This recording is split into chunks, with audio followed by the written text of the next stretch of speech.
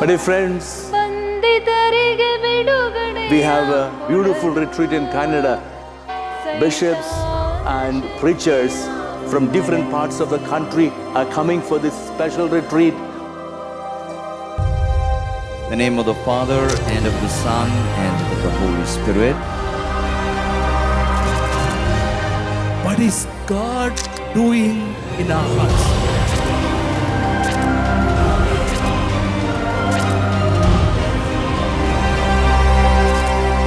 From different parts of the country are coming for this special retreat. All of you are most cordially welcome for a spiritual experience and renewal of your family life, so that peace and joy may remain in your family. Welcome, dear friends.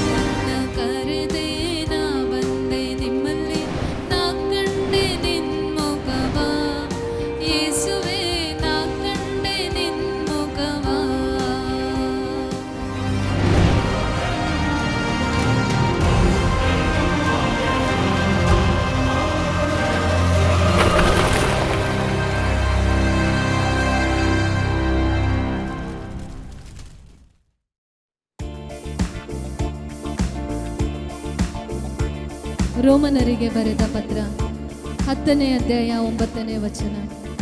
ಯೇಸು ಸ್ವಾಮಿಯೇ ಪ್ರಭು ಎಂದು ನೀನು ಬಾಯಿಂದ ನಿವೇದಿಸಿ ಅವರನ್ನು ದೇವರು ಸಾವಿನಿಂದ ಪುನರುತ್ಥಾನಗೊಳಿಸಿದರೆಂದು ಹೃದಯದಿಂದ ನೀನು ವಿಶ್ವಾಸಿಸಿದರೆ ಜೀವೋದ್ಧಾರ ಹೊಂದುತ್ತೀಯೇ ಎಂಬುದಾಗಿ ವಾಕ್ಯ ಬರೆಯಲ್ಪಟ್ಟಿದೆ.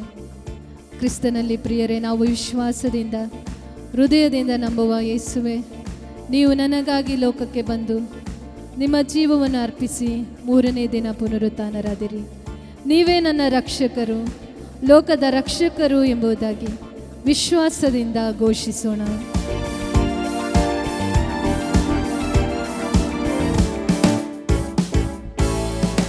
ಭಕ್ತಪಾಲಕ, ಲೋಕರಕ್ಷಕ, ಜೀವದಾಯಕ ಯೇಸು. ಭಕ್ತಪಾಲಕ, ಲೋಕರಕ್ಷಕ, ಜೀವದಾಯಕ ಯೇಸು. ಯೇಸು ನಾಮವನೆನೆದರೆ ಸಾಕು, ಜಗ ಕಾಣುವುದು ಬೆಳಕು, ಜಗ ಕಾಣುವುದು ಬೆಳಕು. ಯೇಸು ನಾಮವನೆನೆದರೆ ಸಾಕು, ಜಗ ಕಾಣುವುದು ಬೆಳಕು, ಜಗ ಕಾಣುವುದು ಬೆಳಕು.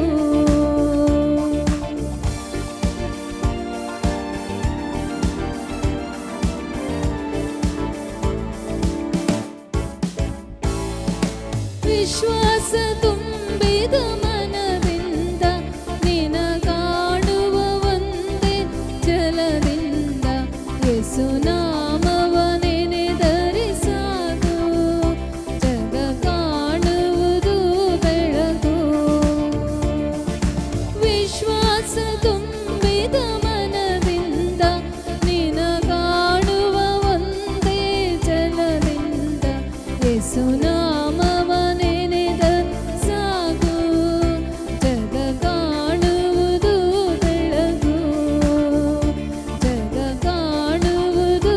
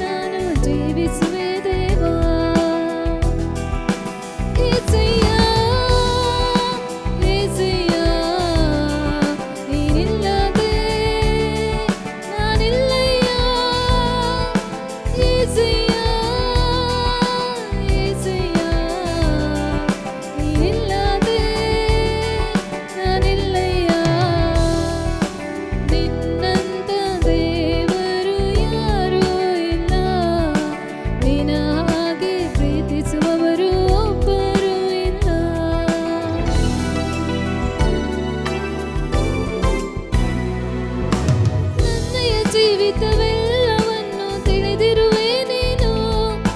ನನ್ನಯ ಕುರಿತು ಹಿತವಾಗಿ ಚಿಂತಿಸುವೆ ನೀನು. ನನ್ನಯ ಜೀವಿತವೆಲ್ಲವನ್ನು ತಿಳಿದಿರುವೆ ನೀನು. ನನ್ನಯ ಕುರಿತು ಹಿತವಾಗಿ ಚಿಂತಿಸುವೆ ನೀನು. ನಿನ್ನಯ ಕರದಿ ಹಿಡಿದು ನನ್ನ ನಡೆಸಿರುವೆ ದೇವಾ. ನಿನ್ನಯ ಕರದಿ ಹಿಡಿದು ನನ್ನ ನಡೆಸಿರುವೆ ದೇವಾ. ನನ್ನ ಸಹಾಯ ನನ್ನ ಬಂಡೆ ನೀನೇ ಏಸಯ್ಯ. ನನ್ನ ಸಹಾಯ ನನ್ನ ಬಂಡೆ ನೀನೇ ಏಸಯ್ಯ. ಏಸಯ್ಯ, ಏಸಯ್ಯ, ನೀನಿಲ್ಲದೆ ನಾನಿಲ್ಲಯ್ಯ. ಏಸಯ್ಯ, ಏಸಯ್ಯ, ನೀನಿಲ್ಲದೆ ನಾನಿಲ್ಲಯ್ಯ. ನಿನ್ನಂತ ದೇವರು ಯಾರೂ ಇಲ್ಲ. ನಿನ್ನ ಹಾಗೆ ಪ್ರೀತಿಸುವವರು ಒಬ್ಬರೂ ಇಲ್ಲ.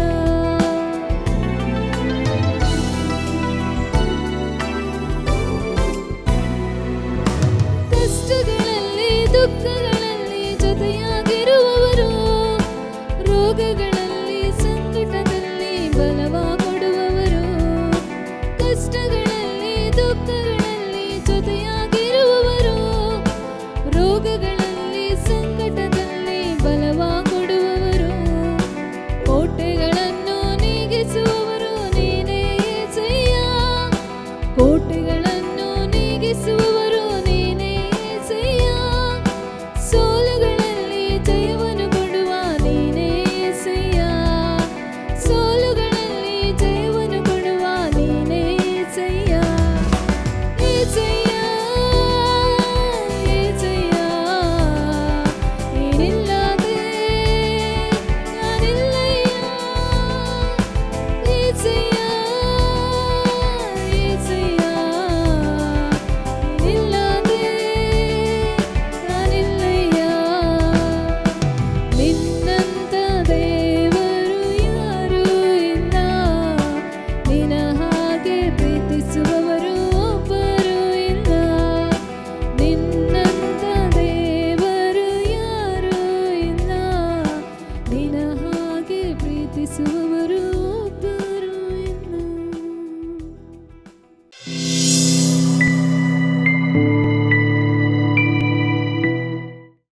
ಪಿತನಿಗೂ ಸುತನಿಗೂ ಮತ್ತು ಪವಿತ್ರಾತ್ಮರಿಗೂ ಮಹಿಮೆ ಆಗಲಿ. ಆದಿಯಲ್ಲಿ ಇದ್ದ ಹಾಗೆ ಈಗಲೂ ಯಾವಾಗಲೂ ಈಗ ಯುಗಾಂತರಕ್ಕೂ ಆಮೇನ್. ದೇವರಲ್ಲಿ ನನ್ನ ಆತ್ಮೀಯರೇ, ಇಂದು ನಾವು ಯೇಸುವೇ ಏಕೈಕ ರಕ್ಷಕರು ಹಾಗೂ ಅವರ ಮುಖಾಂತರ ಲಭ್ಯವಾಗುವಂತಹ ರಕ್ಷಣೆಯನ್ನು ನಮ್ಮ ಜೀವನದಲ್ಲಿ ನಾವು ಹೇಗೆ ಸ್ವೀಕರಿಸೋದು, ಆ ರಕ್ಷಣೆಯಲ್ಲಿ ನೆಲೆಗೊಂಡಂತಹ ಜೀವನ ಹೇಗೆ ಜೀವಿಸೋದು ಎನ್ನುವಂತಹ ವಿಷಯದ ಬಗ್ಗೆ ಇಂದು ತಿಳಿದುಕೊಳ್ಳುವ. ಈ ಅರಿವು ಜ್ಞಾನವನ್ನು ದೇವರು ನಮಗೆ ದಯಪಾಲಿಸಲಿ ಎಂದು ಮಾತೆ ಮರಿಯಮ್ಮನವರು ದೇವರು ಕೊಟ್ಟಂತಹ ರಕ್ಷಣೆಯನ್ನು ಯಾವ ರೀತಿಯಲ್ಲಿ ಸ್ವೀಕರಿಸಿದರು, ದೇವರು ತಮ್ಮ ಜೀವನದಲ್ಲಿ ಮಾಡಿದಂಥ ಉಪಕಾರಗಳನ್ನು ಯಾವ ರೀತಿಯಲ್ಲಿ ಅದನ್ನು ಸ್ವೀಕರಿಸಿದರು. ಎನ್ನ ಮನ ಮಾಡುತ್ತಿದೆ ಸರ್ವೇಶ್ವರನ ಸ್ತುತಿ, ಉಲ್ಲಾಸಿಸುತ್ತಿದೆ ಮುಕ್ತಿದಾತ ದೇವನಲ್ಲಿ. ಇದೇ ರೀತಿಯಲ್ಲಿ ದೇವರು ನಮಗೆ ನೀಡಿರುವಂತಹ ರಕ್ಷಣೆಯನ್ನು ನಾವು ಸ್ವೀಕರಿಸುವಂತಹ ಕೃಪೆಯನ್ನು, ಸೌಭಾಗ್ಯವನ್ನು ಮಾತೆ ಮರಿಯಮ್ಮನವರ ಮಧ್ಯಸ್ಥಿಕೆಯಿಂದ ನಾವೆಲ್ಲರೂ ಅನುಭವಿಸಲು ಬೇಕಾದ ಕೃಪೆಗಾಗಿ ಮಾತೆ ಮರಿಯಮ್ಮನವರ ಮುಖಾಂತರ ದೇವರಲ್ಲಿ ಪ್ರಾರ್ಥಿಸುವ. ನಮೋ ಮರಿಯ, ಪ್ರಸಾದ ಪೂರ್ಣೆ, ಪ್ರಭು ನಿಮ್ಮೊಡನೆ ಇದ್ದಾರೆ. ಸ್ತ್ರೀಯರಲ್ಲಿ ನೀವು ಧನ್ಯರು ಮತ್ತು ನಿಮ್ಮ ಉದರದ ಫಲವಾದ ಯೇಸು ಧನ್ಯರು.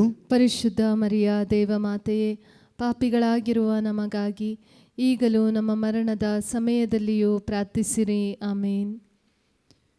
ದೇವರಲ್ಲಿ ನನ್ನ ಆತ್ಮೀಯರೇ, ನಮ್ಮ ಜೀವನದಲ್ಲಿ ನಾವು ಕ್ರೈಸ್ತರಾಗಿದ್ದೇವೆ. ನಮ್ಮ ಹತ್ರ ಯಾರಾದರೂ ಒಬ್ಬ ಹೈಂದವನಾಗಲಿ ಮುಸಲ್ಮಾನ್ ಸಹೋದರರಾಗಲಿ ಬಂದು ನಿಮ್ಮ ವಿಶ್ವಾಸ ಏನು ಅಂತ ಕೇಳಿದರೆ ಅದು ತಪ್ಪಾಗಲಾರದು. ಒಬ್ಬ ವ್ಯಕ್ತಿ ನಮ್ಮ ವಿಶ್ವಾಸವನ್ನು ಅರಿತುಕೊಳ್ಳಬೇಕೆಂಬ ಆಸೆಯಿಂದ ಕೇಳುವಾಗ, ನಿಮ್ಮ ಹತ್ರ ಕೇಳಿದಾಗ, ನಿಮ್ಮ ವಿಶ್ವಾಸ ಏನು, ಈ ಕ್ರೈಸ್ತಿಯ ವಿಶ್ವಾಸ ಏನು ಅಂತ ಕೇಳಿದಾಗ ನಿಮ್ಮ ಉತ್ತರ ಏನಾಗಿದೆ ಪ್ರಿಯರೇ? ನಿಮ್ಮ ಮನಸ್ಸಿನಲ್ಲಿ ಏನು ಹೇಳಬೇಕು ಅಂತ ಆಲೋಚನೆ ಮಾಡ್ತಿದ್ದೀರಾ? ಪ್ರತಿ ಭಾನುವಾರ ಬಲಿಪೂಜೆಯಲ್ಲಿ ನಾವೆಲ್ಲರೂ ನಿವೇದಿಸುವಂಥ ಸತ್ಯ ಇದೆ, ವಿಶ್ವಾಸದ ಪ್ರಮಾಣ. ಈ ವಿಶ್ವಾಸದ ಪ್ರಮಾಣದಲ್ಲಿ ಒಬ್ಬ ಕ್ರೈಸ್ತಿಯನಾದಂತಹ ವ್ಯಕ್ತಿ ಸ್ವೀಕರಿಸಿದಂತಹ ಎಲ್ಲ ವಿಷಯಗಳನ್ನು ಪ್ರಕಟಪಡಿಸಲಾಗಿದೆ. ಇದನ್ನು ನಾವು ಪ್ರತಿ ವಾರ ಭಾನುವಾರಗಳಲ್ಲೂ ಹಾಗೂ ಜಪಸರಗಳಲ್ಲೂ ನಾವು ನಿವೇದಿಸುತ್ತೇವೆ ಪ್ರಿಯರೇ. ಒಂದು ಕ್ಷಣ ನಿಮ್ಮ ಹೃದಯದ ಹತ್ತಿರ ನಿಮ್ಮ ಕರಗಳನ್ನು ಇಟ್ಟುಕೊಳ್ಳಿ, ನಿಮ್ಮ ಕಣ್ಣುಗಳನ್ನು ಮುಚ್ಚಿ, ಹಾಗೂ ನಾನು ಈ ವಿಶ್ವಾಸ ಪ್ರಮಾಣವನ್ನು ನಿವೇದಿಸುವಾಗ ನಿಮ್ಮ ಮನಸ್ಸಿನಲ್ಲೇ ಪ್ರತಿಯೊಂದು ಮಾತುಗಳನ್ನು ಸ್ವೀಕರಿಸಿರಿ. ವಿಶ್ವಾಸದಿಂದ ಆ ಮಾತುಗಳನ್ನು ಅನುಭವಿಸೋಕ್ಕೆ ಬೇಕಾದ ಕೃಪೆಗಾಗಿ ಪ್ರಾರ್ಥಿಸಿರಿ. ಸ್ವರ್ಗವನ್ನು ಭೂಮಿಯನ್ನು ಸೃಷ್ಟಿಸಿದ ಸರ್ವಶಕ್ತರಾದ ಏಕದೇವರನ್ನು ವಿಶ್ವಾಸಿಸುತ್ತೇನೆ. ಅವರ ಏಕಮಾತ್ರ ಪುತ್ರರು ನಮ್ಮ ಪ್ರಭುವಾದ ಯೇಸು ಕ್ರಿಸ್ತರನ್ನು ವಿಶ್ವಾಸಿಸುತ್ತೇನೆ. ಇವರು ಪವಿತ್ರಾತ್ಮರಿಂದ ಗರ್ಭಧರಿಸಿ ಕನ್ಯಾ ಮರಿಯಮ್ಮನವರಲ್ಲಿ ಜನಿಸಿದರು. ಪೋಂಚೋಸ್ ಪಿಲಾತನ ಅಧಿಕಾರದಲ್ಲಿ ಪಾಡಪಟ್ಟು ಶಿಲುಬೆಗೇರಿಸಲ್ಪಟ್ಟರು. ಮೃತರಾಗಿ ಸಮಾಧಿ ಮಾಡಲ್ಪಟ್ಟರು. ಪಾತಾಳಕ್ಕೆ ಇಳಿದು ಮೂರನೇ ದಿನ ಮೃತರ ಮಧ್ಯದಿಂದ ಪುನರ್ಜೀವಂತರಾಗಿ ಎದ್ದರು. ಸ್ವರ್ಗಕ್ಕೆ ಏರಿ ಸರ್ವಶಕ್ತ ದೇವಪಿತನ ಬಲಪಾರ್ಶ್ವದಲ್ಲಿ ಆಸೀನರಾಗಿದ್ದಾರೆ. ಅಲ್ಲಿಂದ ಜೀವಂತರಿಗೂ ಮೃತರಿಗೂ ತೀರ್ಪು ಕೊಡಲು ಬರುವರು. ಪವಿತ್ರಾತ್ಮರನ್ನು ವಿಶ್ವಸಿಸುತ್ತೇನೆ. ಪವಿತ್ರ ಕಥೋಲಿಕ ಧರ್ಮ ಸಭೆಯನ್ನು ವಿಶ್ವಸಿಸುತ್ತೇನೆ.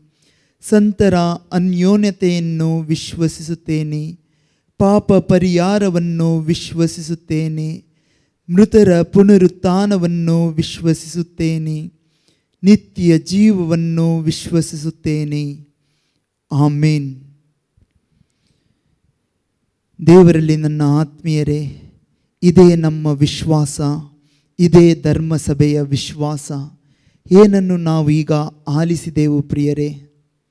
ಸ್ವರ್ಗವನ್ನು ಭೂಮಿಯನ್ನು ಸೃಷ್ಟಿಸಿದ ಸರ್ವಶಕ್ತರಾದ ಏಕ ದೇವರನ್ನು ನಾವು ವಿಶ್ವಸಿಸುತ್ತೇವೆ. ಈ ಸರ್ವಶಕ್ತ ಸೃಷ್ಟಿಕರ್ತನಾಗಿದ್ದಾನೆ, ಸೃಷ್ಟಿ ಅಲ್ಲ. ಸೂರ್ಯನಾಗಿರಲಿ, ಚಂದ್ರನಾಗಿರಲಿ, ಯಾವುದೇ ಸೃಷ್ಟಿಯಾಗಿರಲಿ, ಅವೆಲ್ಲವನ್ನು ಸೃಷ್ಟಿಸಿದಂಥ ಒಬ್ಬರಿದ್ದಾರೆ. ಅವರೇ ಸರ್ವಶಕ್ತರಾದ ಏಕದೇವರು. ಅವರಿಗೆ ಒಬ್ಬ ಮಗನಿದ್ದಾನೆ. ಆ ಏಕೈಕ ಮಗನೇ ಯೇಸು ಕ್ರಿಸ್ತ. ಆ ಯೇಸು ಕ್ರಿಸ್ತ ಈ ಲೋಕಕ್ಕೆ ಮಾನವರ ರಕ್ಷಣೆಗಾಗಿ ಬರಬೇಕಾದರೆ ಮಾನವನಾಗಿ ರೂಪವನ್ನು ತಾಳಬೇಕಾಗಿತ್ತು ಪ್ರಿಯರೇ. ಆ ಮಾನವನಾಗಲು ಯೇಸು ಸ್ವಾಮಿ ಒಂದು ಕನ್ಯೆಯಲ್ಲಿ ಪವಿತ್ರಾತ್ಮರ ಶಕ್ತಿಯಿಂದ ಜನ್ಮವನ್ನು ತಾಳಿದರು. ಜನ್ಮವನ್ನು ತಾಳಿದಂತಹ ಯೇಸು ಸ್ವಾಮಿ ಪೋಂಚೋಸ್ ಪಿಲಾತನೆನ್ನುವಂತಹ ರಾಜನ ಅಧಿಕಾರಿಯ ಕೆಳಗೆ ಪೀಡೆಗಳನ್ನು, ಕಷ್ಟ ಸಂಕಷ್ಟಗಳನ್ನು ಅನುಭವಿಸಿ ಶಿಲುಬೆಯಲ್ಲಿ ನಮಗಾಗಿ ಪ್ರಾಣ ತ್ಯಾಗವನ್ನು ಮಾಡಿದರು ಪ್ರಿಯರೇ. ಅವರನ್ನು ಸಮಾಧಿ ಮಾಡಲಾಯಿತು. ಮೂರನೇ ದಿನ ಮರಣದಿಂದ ಅವರು ಪುನರುತ್ಥಾನರಾದರು. ಪುನರುತ್ಥಾನರಾದಂತಹ ಯೇಸು ಸ್ವರ್ಗಕ್ಕೆ ಏರಿ ಹೋದರು. ತಂದೆ ದೇವರ ಬಲಪಾರ್ಶ್ವದಲ್ಲಿ ಆಸೀನರಾಗಿದ್ದಾರೆ ಪ್ರಿಯರೇ. ಬಲಪಾರ್ಶ್ವದಲ್ಲಿ ಅಂದರೆ ದೇವರ ಶಕ್ತಿಯ ಕರವಾಗಿ, ಶಕ್ತಿ ಎನ್ನುವಂತಹ ದೇವರ ಸ್ಥಾನದಲ್ಲಿ ಯೇಸು ಸ್ವಾಮಿ ಆಸೀನರಾಗಿದ್ದಾರೆ ಪ್ರಿಯರೇ. ಹಾಗೂ ನಾವು ಮುಂದುವರಿಸುತ್ತಾ ನಮ್ಮ ವಿಶ್ವಾಸವನ್ನು ನಿವೇದಿಸುತ್ತೇವೆ. ಅವರು ಮರಳಿ ಬರುತ್ತಾರೆ. ಅವರು ನಮಗಾಗಿ ನ್ಯಾಯ ತೀರಿಸಲು, ನೀತಿವಂತರನ್ನು ಪಾಪಿಗಳನ್ನು ಬೇರ್ಪಡಿಸಲು, ನ್ಯಾಯವನ್ನು ತೀರಿಸಲು ಅವರು ಮರಳಿ ಬರುತ್ತಾರೆ ಎಂದು ವಿಶ್ವಸಿಸುತ್ತೇವೆ. ಪರಿಶುದ್ಧಾತ್ಮರನ್ನು ವಿಶ್ವಸಿಸುತ್ತೇವೆ. ಧರ್ಮ ಸಭೆಯನ್ನು ವಿಶ್ವಸಿಸುತ್ತೇವೆ. ಸಂತರ ಅನ್ಯೋನ್ಯತೆಯನ್ನು ವಿಶ್ವಸಿಸುತ್ತೇವೆ. ಪಾಪ ಪರಿಹಾರವನ್ನು ವಿಶ್ವಸಿಸುತ್ತೇವೆ. ಮೃತರ ಪುನರುತ್ಥಾನವನ್ನು ವಿಶ್ವಸಿಸುತ್ತೇವೆ. ನಿತ್ಯ ಜೀವವನ್ನು ವಿಶ್ವಸಿಸುತ್ತೇವೆ. ದೇವರಲ್ಲಿ ನನ್ನ ಆತ್ಮೀಯರೇ, ಪರಿಶುದ್ಧಾತ್ಮರಾಗಿರುವಂತಹ ತ್ರಯೇಕ ದೇವರ ಮುಖಾಂತರ, ಆ ದೇವರ ಶಕ್ತಿಯಿಂದ ಕನ್ಯೆಯಲ್ಲಿ ಯೇಸು ಸ್ವಾಮಿ ಜನಿಸಿದರು. ಸ್ವರ್ಗಕ್ಕೆ ಹೋದ ನಂತರ ನಾನು ನಿಮಗೆ ಒಂದು ಸಹಾಯಕನನ್ನು ಕಳಿಸುತ್ತೇನೆ. ಆ ಸಹಾಯಕನೇ ಈ ಪರಿಶುದ್ಧಾತ್ಮರು. ತಂದೆ ದೇವರ ಬಲಪಾರ್ಶ್ವದಲ್ಲಿ ಯೇಸು ಸ್ವಾಮಿ ಆಸೀನರಾಗಿದ್ದಾರೆ. ನಮ್ಮನ್ನು ಮುನ್ನಡೆಸಲು ತಂದೆ ದೇವರ ಮುಖಾಂತರ ಕಳಿಸಿಕೊಟ್ಟಂಥ ಸಹಾಯಕನಾಗಿದ್ದಾನೆ ಪವಿತ್ರಾತ್ಮರು. ಆ ಪರಿಶುದ್ಧಾತ್ಮರಲ್ಲಿ ನಾವು ವಿಶ್ವಸಿಸುತ್ತಿದ್ದೇವೆ. ಆ ಪರಿಶುದ್ಧಾತ್ಮರನ್ನು ನಾವು ಸ್ವೀಕರಿಸುವಾಗ ನಾವು ದೇವರ ಮಕ್ಕಳಾಗ್ತಿದ್ದೇವೆ. ದಿನೇ ದಿನೇ ಆ ಪವಿತ್ರಾತ್ಮರು ನಮ್ಮೊಳಗಿದ್ದು ನಮ್ಮನ್ನು ಯೇಸು ಸ್ವಾಮಿಯಂತೆ ಮಾರ್ಪಡಿಸುತ್ತಿದ್ದಾರೆ. ಈ ಪರಿಶುದ್ಧಾತ್ಮರಲ್ಲಿ ನಾವು ವಿಶ್ವಸಿಸುತ್ತಿದ್ದೇವೆ. ಯೇಸು ಸ್ವಾಮಿ ಈ ಭೂಮಿಯಲ್ಲಿ ಇದ್ದಾಗ ಅವರು ಬೋಧಿಸಿದಂತಹ ಸಕಲ ಸತ್ಯವನ್ನು ನಮ್ಮ ನೆನಪಿಗೆ ತಂದು ಕೊಡುತ್ತಿದ್ದಾರೆ. ಆ ಸತ್ಯಗಳಲ್ಲಿ ನಾವು ವಿಶ್ವಸಿಸುತ್ತಿದ್ದೇವೆ. ಹಾಗೂ ಧರ್ಮ ಸಭೆಯಲ್ಲಿ ನಾವು ವಿಶ್ವಸಿಸುತ್ತಿದ್ದೇವೆ. ಒಂದು ಉದಾಹರಣೆ, ನಿಮ್ಮ ತಂದೆ ಯಾರು ಅಂತ ನೀವು ತಿಳಿದುಕೊಂಡದ್ದು ನಿಮ್ಮ ತಾಯಿ ಅವರನ್ನು ನಿಮಗೆ ತೋರಿಸಿಕೊಟ್ಟಾಗ ಪ್ರಿಯರೇ, ಅದೇ ರೀತಿಯಲ್ಲಿ ನಾವು ಇಂದು ಅನುಭವಿಸುವಂತಹ ಕೈಗೊಂಡಿರುವಂತಹ ವಿಶ್ವಾಸವು ಧರ್ಮಸಭೆ ಆಗಿರುವಂತಹ ತಾಯಿ ಕೊಟ್ಟಂತಹ ವಿಶ್ವಾಸವಾಗಿದೆ ಪ್ರಿಯರೇ. ನಮ್ಮ ತಂದೆ ದೇವರನ್ನು ತಾಯಿ ನಮಗೆ ಸ್ತುತಪಡಿಸಿಕೊಟ್ಟಿದ್ದಾರೆ ಪ್ರಿಯರೇ. ಆ ಸತ್ಯವನ್ನು ನಾವು ವಿಶ್ವಸಿಸುತ್ತಿದ್ದೇವೆ. ಆ ಸತ್ಯವನ್ನು ತಿಳಿಯಪಡಿಸಿದಂತಹ ಧರ್ಮಸಭೆ ಎಂಬ ತಾಯಿಯನ್ನು ನಾವು ವಿಶ್ವಸಿಸುತ್ತಿದ್ದೇವೆ. ಅದೇ ಕಥೋಲಿಕ್ ಧರ್ಮಸಭೆ ಪ್ರಿಯರೇ. ಹಾಗೂ ಸಂತರ ಅನ್ಯೋನ್ಯತೆಯನ್ನು ವಿಶ್ವಸಿಸುತ್ತೇವೆ. ಯೇಸು ಸ್ವಾಮಿಯಲ್ಲಿ ವಿಶ್ವಾಸವಿಟ್ಟು ಯೇಸು ಸ್ವಾಮಿ ಹೇಳಿದಂತಹ ಸತ್ಯಗಳ ಪ್ರಕಾರ ಜೀವಿಸಿದಂಥವರಿಗೆ ಸಂತರೆನ್ನುವಂತಹ ಪದವಿಯನ್ನು ಕೊಡಲ್ಪಟ್ಟಿದೆ. ಜೀವಿಸುವಂಥ ಸಂತರಾಗಿ ನಾವುಗಳಿದ್ದೇವೆ.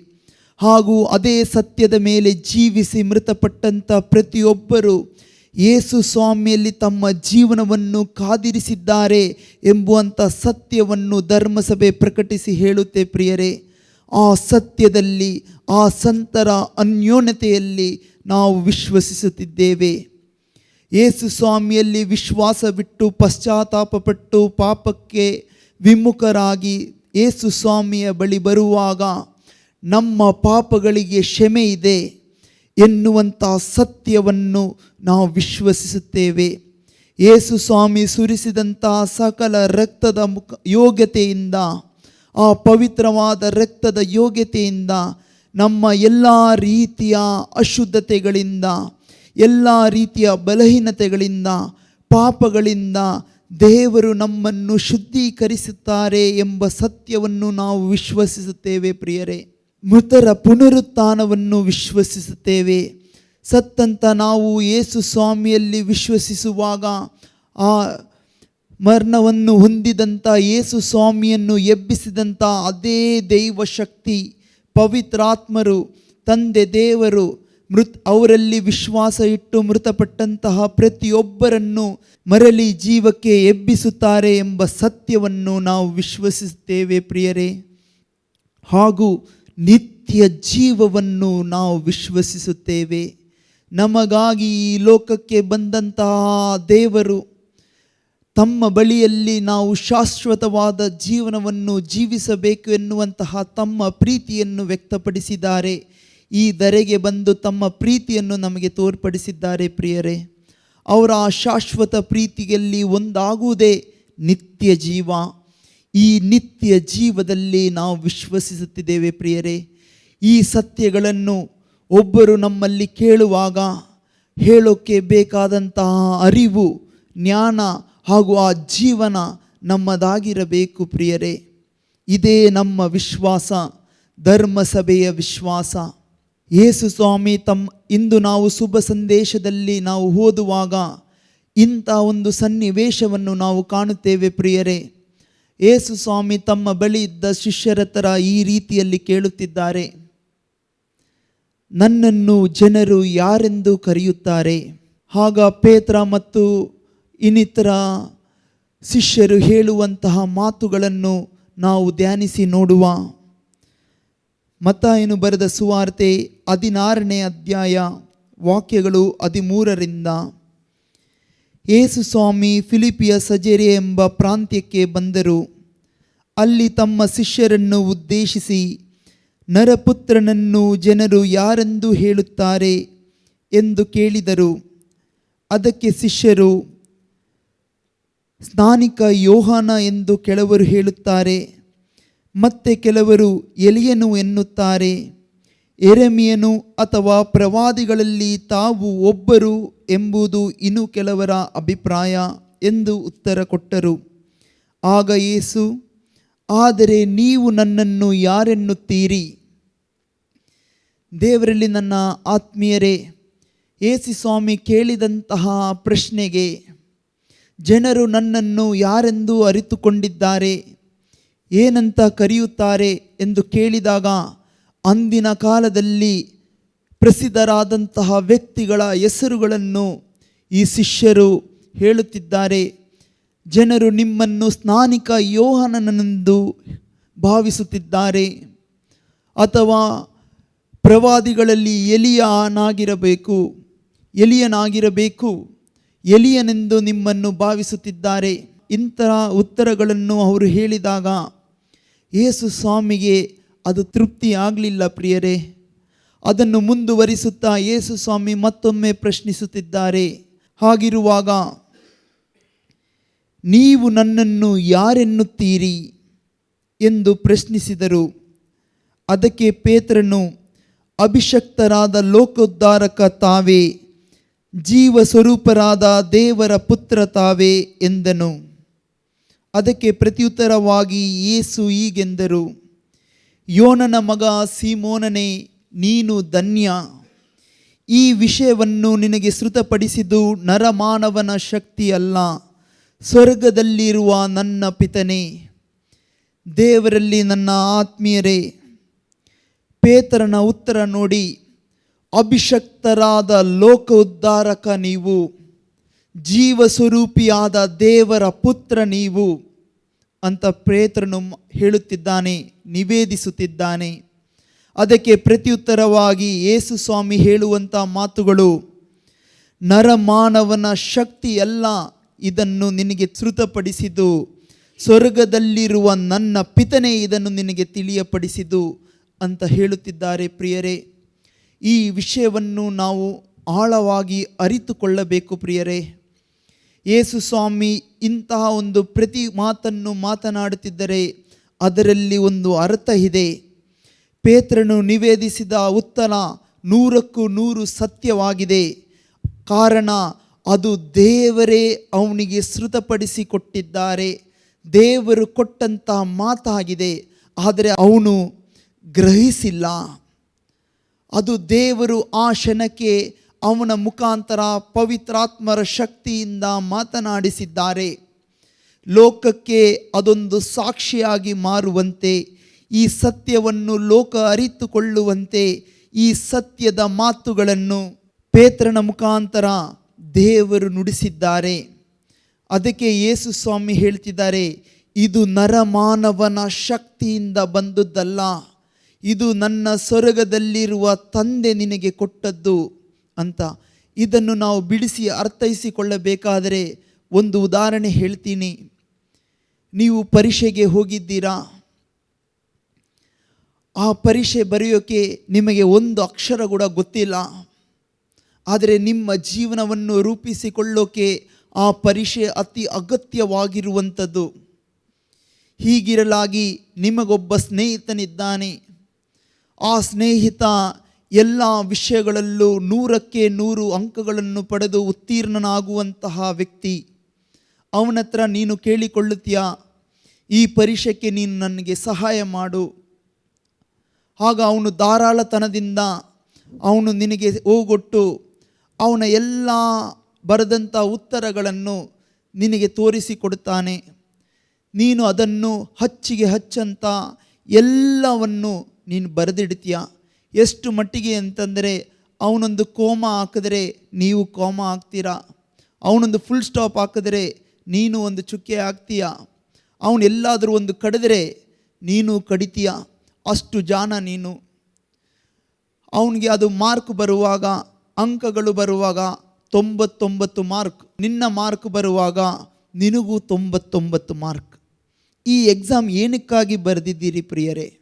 ನಿಮ್ಮ ಜೀವನದಲ್ಲಿ ಉತ್ತಮವಾದ ಒಂದು ಹುದ್ದೆಯನ್ನು, ಕೆಲಸವನ್ನು ನೀವು ಪಡೆದುಕೊಳ್ಬೇಕು. ಆ ಕೆಲಸದ ಮುಖಾಂತರ ನಿಮ್ಮ ಜೀವನವನ್ನು ರೂಪಿಸಬೇಕು ಎನ್ನುವಂಥ ಉದ್ದೇಶದಿಂದ ಈ ಪರೀಕ್ಷೆ ಬರೆಯುವಂತಹ ಅಗತ್ಯ ನಿಮ್ಮ ಜೀವನದೊಳಗೆ ಬಂತು. ಆದರೆ ಪರೀಕ್ಷೆ ಪಾಸ್ ಆಗಿದ್ದೀವಿ ಅಂತ ನಮಗೆ ಕೆಲಸ ಕೊಡ್ತಾರಾ ಪ್ರಿಯರೇ? ಕೆಲಸ ಕೊಡಬೇಕಾದ್ರೆ ನಮ್ಮನ್ನು ಪರೀಕ್ಷಿಸಿ ನೋಡ್ತಾರೆ. ಅದಕ್ಕೆ ಇಂಟರ್ವ್ಯೂ ಅಂತ ಹೇಳೋದು. ಇಂಟರ್ವ್ಯೂಗೆ ಹೋಗುವಾಗ ನಿಮಗೆ ಸಹಾಯ ಮಾಡಿದಂಥ ಸ್ನೇಹಿತ ಪಾಸ್ ಆಗ್ತಾನೆ ಪ್ರಿಯರೇ, ಉತ್ತಮವಾದ ಕೆಲಸವನ್ನು ಕೂಡ ಅವನು ಪಡೆದುಕೊಳ್ಳುತ್ತಾನೆ. ಆದರೆ ನೀವು ಆ ಇಂಟರ್ವ್ಯೂಗೆ ಹೋದಾಗ ನಿಮ್ಮ ಕಾಲು ಕೈ ನಡುಗೋಕ್ಕೆ ಪ್ರಾರಂಭವಾಗುತ್ತೆ ಪ್ರಿಯರೇ. ಏನಕ್ಕೆ ಅಂತಂದರೆ ಆ ಮಾರ್ಕ್ ನೀವು ಪಡೆದದ್ದಲ್ಲ, ಅದು ಬೇರೆಯವರ ಜ್ಞಾನ ಹಾಗೂ ಅರಿವು ಆಗಿದೆ. ಇದೇ ರೀತಿಯಲ್ಲಿ ಪ್ರಿಯರೇ, ಸ್ವರ್ಗಕ್ಕೆ ನಾವು ಸೇರಬೇಕಾದರೆ, ದೇವರ ಮುಂದೆ ನಿಲ್ಲಬೇಕಾದರೆ, ಸರಿಯಾದ ಅರಿವು ಜ್ಞಾನ ನಮ್ಮ ಜೀವನದಲ್ಲಿ ಇಲ್ಲದೆ ಹೋದರೆ, ಆ ಜ್ಞಾನ ಸತ್ಯಕ್ಕೆ ಅನುಗುಣವಾಗಿ ಜೀವಿಸದೆ ಹೋದರೆ ನಾವು ದೇವರ ಮುಂದೆ ನಡುಗುವಂಥ ಪರಿಸ್ಥಿತಿ ಆಗುತ್ತೆ ಪ್ರಿಯರೇ. ಅವರ ಮುಂದೆ ನಮಗೆ ಏನು ಹೇಳೋಕೆ ಆಗೋದಿಲ್ಲ, ಯಾವ ಅರಿವು ಇಲ್ಲದೆ ನಿಲ್ಲುವಂತಹ ಪರಿಸ್ಥಿತಿ ಅದು ಆಗುತ್ತೆ. ಇದ್ದೇ ಆಗಿದೆ ಯೇಸು ಸ್ವಾಮಿ ಪೇತ್ರನ ಹತ್ರ ಹೇಳುವಂಥದ್ದು. ಇದು ನರಮಾನವನ ಶಕ್ತಿಯಿಂದಲ್ಲ, ದೇವರೇ ನಿನಗೆ ಇದನ್ನು ಶ್ರುತಪಡಿಸಿಕೊಟ್ಟಿದ್ದಾರೆ. ಹೀಗಿರುವಲ್ಲಿ ಸತ್ಯ ಅಂತೂ ನಮಗೆ ತಿಳಿದು ಬಂದಿದೆ. ನೀವು ಲೋಕೋದ್ಧಾರಕರು, ಜೀವಸ್ವರೂಪಿಯಾದ ದೇವರ ಪುತ್ರ ಎನ್ನುವಂಥ ಈ ಸತ್ಯ ಸ್ವರ್ಗದಲ್ಲಿರುವ ತಂದೆನೇ ತನ್ನ ಮಗನ ಬಗ್ಗೆ ಪವಿತ್ರಾತ್ಮರ ಮುಖಾಂತರ ನಮ್ಮ ಹತ್ರ ಮಾತನಾಡಿದ್ದಾರೆ ಪ್ರಿಯರೇ. ಸತ್ಯವನ್ನು ನಾವು ಕೇಳಿದ್ದೇವೆ, ಅದನ್ನು ನಮ್ಮ ಜೀವನದಲ್ಲಿ ಅನುಭವವಾಗಿಸಬೇಕು. ಆ ಸತ್ಯದಲ್ಲಿ ನಾವು ಜೀವಿಸಬೇಕು. ಆದರೆ ಮಾತ್ರ ನಾವು ಉತ್ತೀರ್ಣರಾಗಲು, ಸ್ವರ್ಗ ಸಾಮ್ರಾಜ್ಯಕ್ಕೆ ಸೇರಲು ಸಾಧ್ಯವಾಗುವುದು ಪ್ರಿಯರೇ. ಈ ಸತ್ಯವನ್ನು ನಮ್ಮ ಜೀವನದಲ್ಲಿ ಅನುಭವವಾಗಿಸಿಕೊಳ್ಳಲು ದೇವರು ನಮಗೆ ಸ್ಪಷ್ಟವಾಗಿ ಪೌಲನ ಮುಖಾಂತರ ಮಾತನಾಡಿಸಿದ್ದಾರೆ. ರೋಮನರಿಗೆ ಬರೆದ ಪತ್ರ 10ನೇ ಅಧ್ಯಾಯ ದೇವವಾಕ್ಯಗಳು 9-10. ಯೇಸು ಸ್ವಾಮಿಯೇ ಪ್ರಭು ಎಂದು ನೀವು ಬಾಯಿಂದ ನಿವೇದಿಸಿ, ಅವರನ್ನು ದೇವರು ಸಾವಿನಿಂದ ಪುನರುತ್ಥಾನಗೊಳಿಸಿದಾರೆಂದು ಹೃದಯದಿಂದ ವಿಶ್ವಸಿಸಿದರೆ ಜೀವೋದ್ಧಾರವನ್ನು ಹೊಂದುತ್ತೀಯೇ? ಹೌದು, ಹೃದಯಪೂರ್ವಕವಾಗಿ ವಿಶ್ವಸಿಸುವವನು ದೇವರೊಡನೆ ಸತ್ಸಂಬಂಧವನ್ನು ಪಡೆಯುತ್ತಾನೆ. ಬಾಯಿಂದ ನಿವೇದಿಸುವನು ಜೀವೋದ್ಧಾರವನ್ನು ಹೊಂದುತ್ತಾನೆ. ದೇವರಲ್ಲಿ ನನ್ನ ಆತ್ಮೀಯರೇ, ಪವಿತ್ರಾತ್ಮರು ಪೌಲನ ಮುಖಾಂತರ ಕೆಲವೊಂದು ಸತ್ಯಗಳನ್ನು ಪ್ರಶ್ನಿಸುತ್ತಾ ಅದಕ್ಕೆ ಬೇಕಾದಂಥ ಉತ್ತರವನ್ನು ಕೂಡ ಪವಿತ್ರಾತ್ಮರು ನುಡಿಯುತ್ತಿದ್ದಾರೆ. ಯೇಸು ಸ್ವಾಮಿಯೇ ಪ್ರಭು ಎಂದು ನೀವು ಬಾಯಿಂದ ನಿವೇದಿಸಿ, ದೇವರು ಯೇಸು ಸ್ವಾಮಿಯನ್ನು ಮರಣದಿಂದ ಎಬ್ಬಿಸಿದಾರೆಂದು ಹೃದಯದಲ್ಲಿ ನೀನು ವಿಶ್ವಸಿಸಿದರೆ ನೀನು ಜೀವೋದ್ಧಾರ ಹೊಂದುತ್ತೀಯಾ ಎನ್ನುವಂಥ ಪ್ರಶ್ನೆಯನ್ನು ಕೇಳುತ್ತಿದ್ದಾರೆ. ನೋಡಿ, 2 ವಿಷಯಗಳು. ಯೇಸು ಸ್ವಾಮಿ ಪ್ರಭು ಎಂದು ನೀನು ಬಾಯಿಯಿಂದ ನಿವೇದಿಸಬೇಕು. ಯೇಸು ಸ್ವಾಮಿಯನ್ನು ಮರಣದಿಂದ ದೇವರು ಎಬ್ಬಿಸಿದಾರೆಂದು ನೀನು ಹೃದಯದಲ್ಲಿ ವಿಶ್ವಸಿಸಬೇಕು. ಈ 2 ಕಾರ್ಯ ನೀನು ಮಾಡಿದರೆ ನೀನು ಜೀವೋದ್ಧಾರ ಹೊಂದುತ್ತೀಯೇ ಎಂದು ಪ್ರಶ್ನಿಸುತ್ತಿದ್ದಾರೆ. ಇದಕ್ಕೆ ಮರುತ್ತರವಾಗಿ ಹೌದು, ಹೃದಯಪೂರ್ವಕವಾಗಿ ವಿಶ್ವಸಿಸುವವನು ದೇವರೊಡನೆ ಸತ್ಸಂಬಂಧವನ್ನು ಪಡೆಯುತ್ತಾನೆ. ಬಾಯಿಂದ ನಿವೇದಿಸುವವನು ಜೀವೋದ್ಧಾರ ಹೊಂದುತ್ತಾನೆ. ಹೃದಯಪೂರ್ವಕವಾಗಿ ವಿಶ್ವಸಿಸುವವನು ಏನಂತ ವಿಶ್ವಸಿಸಬೇಕು ಪ್ರಿಯರೇ? ಯೇಸು ಸ್ವಾಮಿ, ಮೃತರಾದಂತಹ ಯೇಸು ಸ್ವಾಮಿಯನ್ನು ದೇವರು ಪುನರುತ್ಥಾನಗೊಳಿಸಿದ್ದಾರೆಂದು ಹೃದಯಪೂರ್ವಕವಾಗಿ ವಿಶ್ವಸಿಸಬೇಕು. ಆಗ ಆ ವ್ಯಕ್ತಿ, ಈ ವಿಶ್ವಸಿಸುವಂತಹ ವ್ಯಕ್ತಿ ದೇವರಲ್ಲಿ ಸತ್ಸಂಬಂಧವನ್ನು ಹೊಂದಿಕೊಳ್ಳುತ್ತಾನೆ. ಅವನ ವಿಶ್ವಾಸದ ಫಲವಾಗಿ ಅವನು ದೇವರಲ್ಲಿ ಸತ್ಸಂಬಂಧವನ್ನು ಪಡೆಯುತ್ತಾನೆ ಎಂದು ಹೇಳುತ್ತಿದ್ದಾರೆ. ಹಾಗೂ ಬಾಯಿಂದ ನಿವೇದಿಸುವವನು ಜೀವೋದ್ಧಾರ ಹೊಂದುತ್ತಾನೆ ಅಂತ ಹೇಳುತ್ತಿದ್ದಾರೆ. ಈ ಎರಡು ವಿಷಯಗಳನ್ನು ನಾವು ಇನ್ನೂ ಹೆಚ್ಚು ಗಮನ ಕೊಟ್ಟು ಧ್ಯಾನಿಸಲು ಪ್ರಯತ್ನಿಸುವ ಪ್ರಿಯರೇ. ಹೃದಯಪೂರ್ವಕವಾಗಿ ವಿಶ್ವಸಿಸಿದರೆ ಏನಂತ ವಿಶ್ವಸಿಸಬೇಕು? ಮೃತರಾದಂಥ ಯೇಸು ಸ್ವಾಮಿಯನ್ನು ದೇವರು ಪುನರುತ್ಥಾನಗೊಳಿಸಿದ್ದಾರೆ. ಇದು ನೀನು ಹೃದಯದ ಆಳದಲ್ಲಿ ಹೃದಯಪೂರ್ವಕವಾಗಿ ನಿನ್ನ ಆಲೋಚನೆಯಲ್ಲೂ ಮನಸ್ಸಿನಲ್ಲೂ ಈ ಸತ್ಯದ ಅರಿವು ನಿನ್ನಲ್ಲಿದ್ದು ಇದನ್ನು ನೀನು ವಿಶ್ವಸಿಸಿದಾಗ ನೀನು ದೇವರೊಂದಿಗೆ ಸತ್ಸಂಬಂಧಕ್ಕೆ ಒಳಗಾಗುತ್ತೀಯಾ? ಹೇಗೆ ಪ್ರಿಯರೇ ನಾವು ಒಂದು ಕಾರ್ಯ ವಿಶ್ವಾಸಿಸಿದ ಕೂಡಲೇ ದೇವರೊಳಗೆ ಸತ್ಸಂಬಂಧಕ್ಕೆ ಒಳಗಾಗ್ತೇವೆ? ಯಾಕೋಬನು ಬರೆದ ಪತ್ರ 2ನೇ ಅಧ್ಯಾಯ 26ನೇ ವಾಕ್ಯ, ಆತ್ಮವಿಲ್ಲದ ದೇಹ ಸತ್ತದ್ದು, ಅದೇ ರೀತಿಯಲ್ಲಿ ಸತ್ಕ್ರಿಯೆಗಳಿಲ್ಲದಂತಹ ಜೀವನವು ಸತ್ತ ವಿಶ್ವಾಸವಾಗಿದೆ. ಪ್ರಿಯರೇ, ನೀನು ನಿನ್ನ ಜೀವನದಲ್ಲಿ ಈ ಸತ್ಯವನ್ನು ವಿಶ್ವಸಿಸೇ ಆದರೆ ನಿನ್ನ ಜೀವನವು ಆ ಸತ್ಯಕ್ಕೆ ಅನುಗುಣವಾಗಿ ರೂಪಿತವಾಗಿರುತ್ತೆ. ಆ ಸತ್ಯವು ನಿನ್ನ ಜೀವನದ ಮುಖಾಂತರ ಜನರು ಕಂಡುಕೊಳ್ಳುವಂತೆ ಆಗುತ್ತೆ. ಪ್ರಿಯರೇ, ಏನಾಗಿದೆ ಈ ಸತ್ಯ? ಇದನ್ನು ಯಾವ ರೀತಿಯಲ್ಲಿ ನಾವು ನಮ್ಮ ಜೀವನದಲ್ಲಿ ಸ್ವೀಕರಿಸಬೇಕು? ಯೇಸು ಸ್ವಾಮಿಯನ್ನು ದೇವರು ಮರಣದಿಂದ ಎಬ್ಬಿಸಿದ್ದಾರೆ ಎನ್ನುವಂಥ ಸತ್ಯವನ್ನು ನೀನು ಸ್ವೀಕರಿಸಿದೆ ಆದರೆ ಇದರಿಂದ ನಿನಗೆ ಬರುವಂತಹ ಅರಿವು, ಜ್ಞಾನವು ಹಾಗೂ ಅನುಭವವು ಏನಾಗಿದೆ ಪ್ರಿಯರೇ? ಇದಕ್ಕೆ ಉತ್ತರವಾಗಿ ಪವಿತ್ರಾತ್ಮರು ಪೌಲನ ಮುಖಾಂತರ ಮತ್ತೆ ಮಾತನಾಡುತ್ತಿದ್ದಾರೆ. ಕೊರಿಂಥಿಯರಿಗೆ ಬರೆದ 2ನೇ ಪತ್ರ 4ನೇ ಅಧ್ಯಾಯ 14ನೇ ವಾಕ್ಯ, ಪ್ರಭು ಯೇಸುವನ್ನು ಪುನರುತ್ಥಾನಗೊಳಿಸಿದ ದೇವರು ನಮ್ಮನ್ನು ಯೇಸು ಕ್ರಿಸ್ತರೊಡನೆ ಪುನರುತ್ಥಾನಗೊಳಿಸಿ ತಮ್ಮ ಸಾನ್ನಿಧ್ಯಕ್ಕೆ ಬರಮಾಡಿಕೊಳ್ಳುವರು ಎಂಬುದನ್ನು ನಾವು ಬಲ್ಲೆವು. ಅಂತೆಯೇ ನಿಮ್ಮನ್ನು ಬರಮಾಡಿಕೊಳ್ಳುವರು. ದೇವರಲ್ಲಿ ನನ್ನ ಆತ್ಮೀಯರೇ, ಯೇಸು ಸ್ವಾಮಿಯನ್ನು ಮರಣದಿಂದ ಎಬ್ಬಿಸಿದಂತಹ ದೇವರು ತಮ್ಮ ಸಾನ್ನಿಧ್ಯಕ್ಕೆ, ತಮ್ಮ ಪ್ರಸನ್ನತೆಗೆ, ಸ್ವರ್ಗದ ಜೀವನಕ್ಕೆ, ನಿತ್ಯ ಜೀವನಕ್ಕೆ ನಮ್ಮನ್ನು ಕೂಡ ಬರಮಾಡಿಕೊಳ್ಳುವರು, ನಮ್ಮನ್ನು ಕೂಡ ಮರಣದಿಂದ ಎಬ್ಬಿಸುವರು ಎನ್ನುವಂಥ ಸತ್ಯ ಇದರಿಂದ ಎಲ್ಲ ವಿಶ್ವಾಸಿಗಳಿಗೆ ತಿಳಿದು ಬರುತ್ತಿದೆ. ಪ್ರಿಯರೇ, ಇದನ್ನು ಮುಂದುವರಿಸುತ್ತಾ ಈ ಸತ್ಯವನ್ನು ಅರಿತಂತಹ ವಿಶ್ವಾಸಿಗಳು ಎಂತಹ ಜೀವನವನ್ನು ಜೀವಿಸಬೇಕು ಎನ್ನುವುದನ್ನು ಕೂಡ ಪೌಲನ ಮುಖಾಂತರ ಪವಿತ್ರಾತ್ಮರು ಸ್ಪಷ್ಟವಾಗಿ ಹೇಳುತ್ತಿದ್ದಾರೆ. ಕೊರಿಂಥಿಯರಿಗೆ ಬರೆದ 2ನೇ ಪತ್ರ 5ನೇ ಅಧ್ಯಾಯ ವಾಕ್ಯಗಳು 14-15ರಲ್ಲಿ, ಯೇಸು ಕ್ರಿಸ್ತರ ಪ್ರೀತಿಯ ಪಾಲನೆಗೆ ನಾವು ಒಳಗಾಗಿದ್ದೇವೆ. ಎಲ್ಲ ಮಾನವರಿಗೋಸ್ಕರ ಒಬ್ಬನು ಮರಣ ಹೊಂದಿದನು, ಅದರಿಂದ ನಾವೆಲ್ಲರೂ ಆ ಮರಣದಲ್ಲಿ ಪಾಲುಗಾರರು. ಸರ್ವರಿಗಾಗಿ ಯೇಸು ಪ್ರಾಣತ್ಯಾಗ ಮಾಡಿದರು. ಪರಿಣಾಮವಾಗಿ ಇನ್ನು ಮುಂದೆ ಜೀವಿಸುವವರು ತಮಗಾಗಿ ಜೀವಿಸದೆ ಸತ್ತು ಪುನರುತ್ಥಾನರಾದ ಯೇಸುವಿಗಾಗಿ ಜೀವಿಸಬೇಕು. ಯೇಸು ಸ್ವಾಮಿಯನ್ನು ತಂದೆ ದೇವರು ಮರಣದಿಂದ ಎಬ್ಬಿಸಿದ್ದಾರೆ ಎನ್ನುವಂಥ ಸತ್ಯವನ್ನು ಯಾರೆಲ್ಲ ವಿಶ್ವಸಿಸುತ್ತಿದ್ದಾರೋ ಅವರಿಗೆ ನಂಬಿಕೆ, ನಿರೀಕ್ಷೆ ಇದೆ. ದೇವರು ಅವರನ್ನು ತಮ್ಮ ಪ್ರಸನ್ನತೆಯಲ್ಲಿ ಬರಮಾಡಿಕೊಳ್ಳುತ್ತಾರೆ. ಅವರಲ್ಲಿ ಯೇಸು ಸ್ವಾಮಿಯಲ್ಲಿ ವಿಶ್ವಾಸ ಇಟ್ಟಂತಹ ಪ್ರತಿಯೊಬ್ಬರನ್ನು ಮರಳಿ ಹೊಸ ಜೀವನಕ್ಕೆ ಎಬ್ಬಿಸುತ್ತಾರೆ ಎನ್ನುವಂಥ ವಿಶ್ವಾಸ ಇದೆ. ಇಂಥ ಜನರು ಜೀವಿಸಬೇಕಾದಂತಹ ಜೀವನದ ಬಗ್ಗೆ ಪೌಲನ ಮುಖಾಂತರ ನುಡಿದಂತಹ ಮಾತುಗಳು ಇದಾಗಿದೆ. ಎಲ್ಲ ಮಾನವರಿಗೋಸ್ಕರ ಒಬ್ಬ ವ್ಯಕ್ತಿ ತನ್ನ ಪ್ರಾಣವನ್ನು ಅರ್ಪಿಸಿದ. ಆ ವ್ಯಕ್ತಿಯಾಗಿದ್ದಾರೆ ಯೇಸು ಕ್ರಿಸ್ತರು. ಸರ್ವರಿಗಾಗಿ ಯೇಸು ಪ್ರಾಣತ್ಯಾಗ ಮಾಡಿದರು. ಪರಿಣಾಮವಾಗಿ ಇನ್ನು ಮುಂದೆ ಜೀವಿಸುವವರು ತಮಗಾಗಿ ಜೀವಿಸದೆ ಸತ್ತು ಪುನರುತ್ಥಾನರಾದ ಯೇಸುವಿಗಾಗಿ ಜೀವಿಸಬೇಕು. ಇದೇ ಆ ಜೀವನಕ್ಕೆ ನಮಗಿಟ್ಟಿರುವಂತಹ ಕರೆ ಪ್ರಿಯರೇ.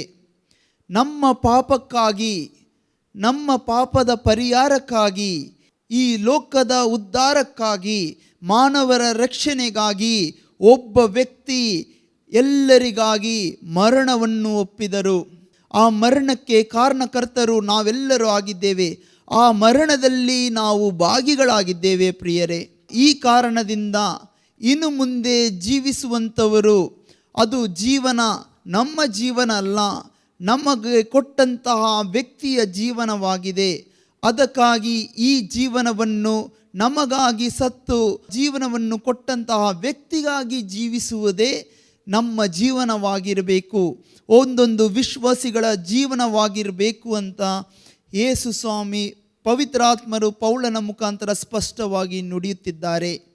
ಇದನ್ನು ಮುಂದುವರಿಸುತ್ತಾ ಅಂಥ ಜೀವನ ಹೇಗೆ ಕಂಡುಕೊಳ್ಳುತ್ತೆ, ಯೇಸುವಿಗಾಗಿ ನಾವು ಜೀವಿಸುವಂಥ ಜೀವನ ಎಂತಹ ಜೀವನ ಎನ್ನುವಂಥ ವಿಷಯವನ್ನು ಕೂಡ ನಾವು ತಿಳಿದುಕೊಳ್ಳಬೇಕು ಪ್ರಿಯರೇ. ಇದನ್ನು ಕೂಡ ದೇವರು ಸ್ಪಷ್ಟವಾಗಿ ಪೌಲನ ಮುಖಾಂತರ ನುಡಿದಿದ್ದಾರೆ. ರೋಮನರಿಗೆ ಬರೆದ ಪತ್ರ 6ನೇ ಅಧ್ಯಾಯ ವಾಕ್ಯಗಳು 10-11. ಏಕೆಂದರೆ ಅವರು ಪಾಪದ ಪಾಲಿಗೆ ಒಂದೇ ಸಾರಿಗೆ ಮಾತ್ರವಲ್ಲ, ಎಂದೆಂದಿಗೂ ಸತ್ತವರು. ಅವರು ಈಗ ಜೀವಿಸುವುದು ದೇವರಿಗಾಗಿಯೇ. ಅಂತೆಯೇ ನೀವು ಸಹ ಪಾಪದ ಪಾಲಿಗೆ ಸತ್ತವರೆಂದು ದೇವರಿಗಾಗಿ ಮಾತ್ರ ಯೇಸು ಕ್ರಿಸ್ತರಲ್ಲಿ ಜೀವಿಸುವರೆಂದು ಪರಿಗಣಿಸಿರಿ. ಯೇಸು ಸ್ವಾಮಿ ಒಂದೇ ಸಮನ ಎಂದೆಂದಿಗೂ ಪಾಪದ ವಿಷಯದಲ್ಲಿ ಸತ್ತಿದ್ದಾರೆ. ಇನ್ನು ಜೀವಿಸುತ್ತಿರುವುದು ದೇವರಿಗಾಗಿ. ಅದೇ ರೀತಿಯಲ್ಲಿ ನಾವು ಕೂಡ ಪಾಪಕ್ಕೆ ಸತ್ತು ಸತ್ಯಕ್ಕಾಗಿ ಜೀವಿಸುವಂತೆ, ದೇವರಲ್ಲಿ ಜೀವಿಸುವಂತೆ ನಮಗೆ ಕರೆ ನೀಡಿದ್ದಾರೆ ಪ್ರಿಯರೇ.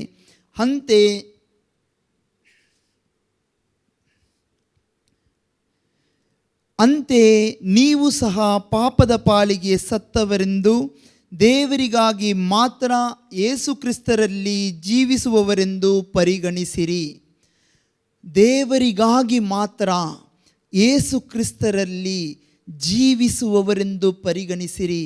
ಪಾಪಕ್ಕಾಗಿ ಸತ್ತಂತಹ ಒಂದು ಜೀವನ, ಪಾಪವನ್ನು ದ್ವೇಷಿಸುವಂತಹ ಜೀವನ, ಪಾಪವನ್ನು ಸಹಿಸಲಾರದಂತಹ ಜೀವನ, ಇಂತಹ ಜೀವನವನ್ನು ಜೀವಿಸಲು ದೇವರಲ್ಲಿ ಈ ಯೇಸು ಸ್ವಾಮಿಯ ಪುನರುತ್ಥಾನದಲ್ಲಿ ವಿಶ್ವಾಸ ಇಟ್ಟಂತಹ ಪ್ರತಿಯೊಬ್ಬರನ್ನು ದೇವರು ಕರೆದಿದ್ದಾರೆ ಪ್ರಿಯರೇ.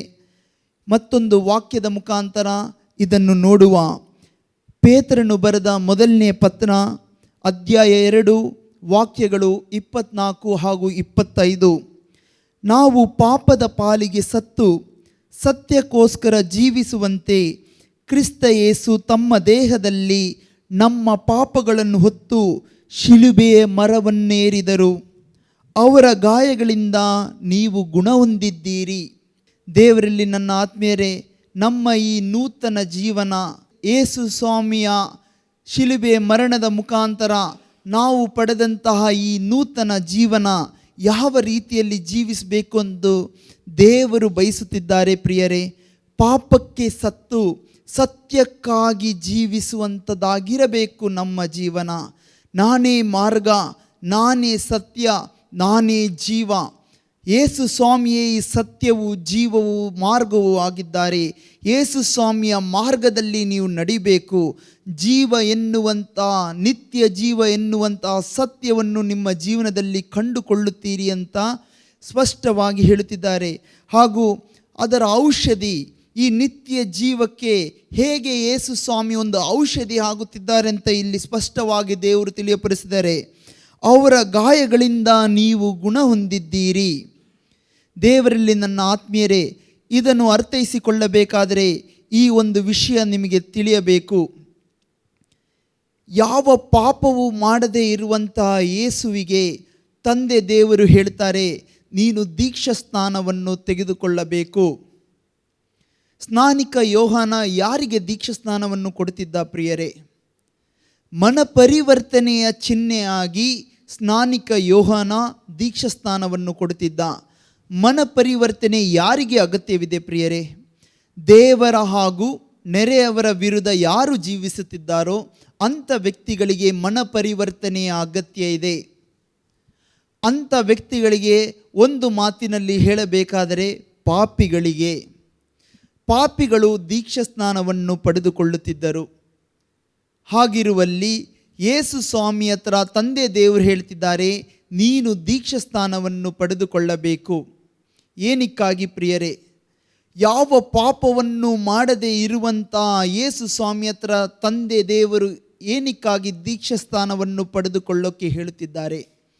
ಇಂದು ನಾವು ದೀಕ್ಷಾ ಸ್ನಾನವನ್ನು ಪಡೆದುಕೊಳ್ಳುವಾಗ ಜಲದಿಂದ ನಾವು ದೀಕ್ಷಾ ಸ್ನಾನವನ್ನು ಪಡೆದುಕೊಳ್ಳುತ್ತೇವೆ. ಯೇಸು ಸ್ವಾಮಿ ದೀಕ್ಷಾ ಸ್ನಾನವನ್ನು ಪಡೆಯಲು ಹೋದಾಗ ಆ ಜೋರ್ಡಾನ್ ನದಿಯಲ್ಲಿ ಆ ನೀರಿನಲ್ಲಿ ಯೇಸು ಸ್ವಾಮಿ ಮುಳುಗಿದಾಗ ಅದೊಂದು ಖಾಲಿ ಕೊಡ ಪ್ರಿಯರೇ. ತಮ್ಮನ್ನೇ ಬರಿದು ಮಾಡಿಕೊಳ್ಳುತ್ತಿದ್ದಾರೆ. ಶಿಲುಬೆಯಲ್ಲಿ ನಮಗಾಗಿ ಸುರಿಸುವಂತಹ ಸಕಲ ಜೀವವು ಕೃಪೆಯು ಆತ್ಮರನ್ನು ಆ ನೀರಿನಲ್ಲಿ ಯೇಸು ಸ್ವಾಮಿ ಬರಿದು ಮಾಡುತ್ತಿದ್ದಾರೆ ಪ್ರಿಯರೇ. ನಾವು ನಮ್ಮ ಪೂರ್ವಿಕರು, ನಮ್ಮ ಮಕ್ಕಳು, ಬರುವಂಥ ತಲೆಮಾರುಗಳು ತೊಳೆದುಕೊಳ್ಳುವಂಥ ಸಕಲ ಪಾಪವನ್ನು ಅವರು ಬರಿದು ಮಾಡಿಕೊಂಡಂಥ ಅವರ ಶರೀರವೆಂಬ ಖಾಲಿ ಕೊಡದಲ್ಲಿ ನಮ್ಮೆಲ್ಲರ ಪಾಪಗಳನ್ನು ತುಂಬಿಸಿಕೊಳ್ಳುತ್ತಿದ್ದಾರೆ ಪ್ರಿಯರೇ. ಈಗ ಶಿಲುಬೆಯ ಮೇಲೆ ಆ ಪಾಪಗಳನ್ನೆಲ್ಲ ವಹಿಸಿಕೊಂಡು ಯೇಸು ಸ್ವಾಮಿ ಹೋಗುತ್ತಿದ್ದಾರೆ. ಆ ಶಿಲುಬೆಯ ಮೇಲೆ ಜಡಿಯಲ್ಪಟ್ಟು ಮುರಿಯಲ್ಪಟ್ಟಾಗ ಆ ಒಂದೊಂದು ಏಟು ನಮ್ಮನ್ನು ಗುಣಪಡಿಸಿದೆ ಪ್ರಿಯರೇ. ಪಾಪ ಮಾಡಿದ ವ್ಯಕ್ತಿ ಶಿಕ್ಷೆಗೆ ಅರ್ಹನು ಪ್ರಿಯರೇ. ಹಾಗಿರುವಾಗ ನಮ್ಮೆಲ್ಲರ ಪಾಪಗಳನ್ನು ತನ್ನ ಶರೀರದೊಳಗೆ ವಹಿಸಿಕೊಂಡಿರುವಾಗ ಸ್ವರ್ಗದ ದೃಷ್ಟಿಯಲ್ಲಿ, ನರಕದ ದೃಷ್ಟಿಯಲ್ಲಿ ಪಾಪಸ್ಥ ವ್ಯಕ್ತಿ ಯಾರು ಪ್ರಿಯರೇ?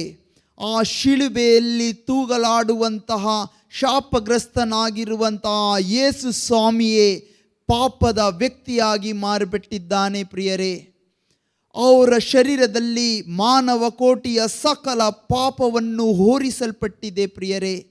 ಅವರನ್ನು ಕಾಣುವಾಗ ಒಂದು ಪಾಪವಾಗಿ ಕಾಣುತ್ತೆ. ಆ ಪಾಪವನ್ನು ವಹಿಸಿಕೊಂಡಂತಹ ಶರೀರಕ್ಕೆ ಏಟು ಬೀಳಬೇಕು ಪ್ರಿಯರೇ. ಪಾಪ ಮಾಡಿದಂಥ ವ್ಯಕ್ತಿಗೆ ನ್ಯಾಯವಾಗಿ ಶಿಕ್ಷೆ ಅನುಭವಿಸಬೇಕು ಪ್ರಿಯರೇ. ಆ ಶರೀರವನ್ನು ಒಡೆದಾಗ, ಆ ಶರೀರವನ್ನು ಮುರಿದಾಗ ನಾವು ಗುಣ ಹೊಂದಿದ್ದೇವೆ ಪ್ರಿಯರೇ. ನಮ್ಮ ಪಾಪಗಳನ್ನು ಅವರ ಶರೀರದೊಳಗೆ ಅವರು ವಹಿಸಿಕೊಂಡು ಅವರು ನಮ್ಮ ಪಾಪ ಪರಿಹಾರಕ್ಕಾಗಿ ಅನುಭವಿಸಿದಂಥ ಪ್ರತಿಯೊಂದು ಏಟು, ಪ್ರತಿಯೊಂದು ಗಾಯ, ಪ್ರತಿಯೊಂದು ನೋವು, ಚೆಲ್ಲಿದಂತಹ ಪ್ರತಿಯೊಂದು ರಕ್ತ ನನ್ನನ್ನು, ನಿಮ್ಮನ್ನು, ನಮ್ಮ ಕುಟುಂಬವನ್ನು, ನಮ್ಮ ತಲೆಮಾರುಗಳನ್ನು ಗುಣಪಡಿಸಿದೆ ಪ್ರಿಯರೇ. ಅದಕ್ಕೆ ಪವಿತ್ರಾತ್ಮರು ಹೇಳುತ್ತಿದ್ದಾರೆ, ಅವರ ಗಾಯಗಳಿಂದ ನೀವು ಗುಣ ಹೊಂದಿದ್ದೀರಿ. ಇಂಥ ಒಂದು ವಿಶ್ವಾಸದ ಜೀವನಕ್ಕೆ ನಾವು ಕಾಲಿಡುತ್ತಿದ್ದೇವೆ ಪ್ರಿಯರೇ. ಇಂಥ ಒಂದು ಸೌಭಾಗ್ಯವನ್ನು ದೇವರು ಉಚಿತ ಕೊಡುಗೆಯಾಗಿ ದೇವರು ನಮಗೆ ದಯಪಾಲಿಸಿದ್ದಾರೆ. ಆ ಕೊಟ್ಟಂತಹ ಪ್ರೀತಿಗಾಗಿ, ಆ ಪ್ರೀತಿಯ ಪ್ರತಿಯಾಗಿ ಜೀವಿಸುವಂಥದ್ದೇ ಈ ವಿಶ್ವಾಸ. ಪುನರುತ್ಥಾನದಲ್ಲಿ ವಿಶ್ವಸಿಸುವಂಥ, ಪುನರುತ್ಥಾನರಾದ ಯೇಸುವಿನಲ್ಲಿ ವಿಶ್ವಸಿಸುವಂತಹ ವಿಶ್ವಾಸಿಗಳ ಜೀವನವಾಗಿದೆ ಪ್ರಿಯರೇ. ಇಂಥ ಒಂದು ಜೀವನ ನೀವು ಜೀವಿಸುವಾಗ ಆ ಪರೀಕ್ಷೆಗೆ, ಇಂಟರ್ವ್ಯೂಯಲ್ಲಿ ನೀವು 50 ಮಾರ್ಕನ್ನು ಪಡೆದಿದ್ದೀರಿ ಪ್ರಿಯರೇ. 50 ಮಾರ್ಕನ್ನು ಪಡೆದಿದ್ದೀರಿ. ಇನ್ನು 50 ಮಾರ್ಕ್ ಇದೆ. ಅದು ಏನಾಗಿದೆ ಪ್ರಿಯರೇ? ನಿನ್ನ ಬಾಯಿಂದ ನೀನು ನಿವೇದಿಸಬೇಕು.